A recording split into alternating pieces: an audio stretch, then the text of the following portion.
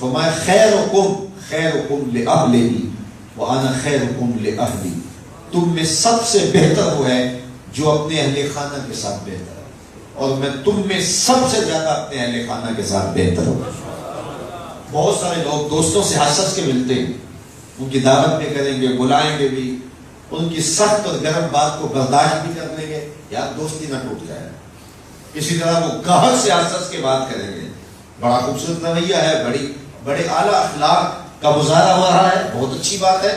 لیکن یہ نہیں پتہ چلے گا کہ یہ بندہ اندر سے کیسا ہے۔ اس کا اصل گاہک سے ڈیلنگ کی وجہ سے نہیں کھلتا کہ وہ کیسا ہے، یہ اس کی کاروباری مجبوری ہے۔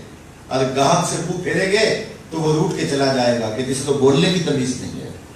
دوستوں سے اگر ہنس ہنس کے بات نہیں کریں گے تو پھر دوستیاں ٹوٹ جائیں گی، وہ کہے گا میں اور ڈھونڈ لیتا۔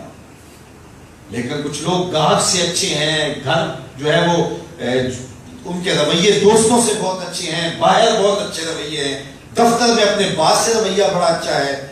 لیکن جب گھر جاتے ہیں تو گھر میں داخل ہوتے فرعون بن جاتے ہیں کہ گاہک تو مڑ جائے گا، یہ بیوی بیچاری کدھر جائے گی، ماں باپ کو چھوڑ کے آئیے تو کہیں جا نہیں سکتی، تو وہاں بڑے تلخ رویے جاتے ہیں۔ تو یہاں پتہ چلے گا اصل چہرہ کسی شخص کا یہاں کھلتا ہے کہ وہ اپنے اہل خانہ کے ساتھ معاملہ کیا کرتا ہے۔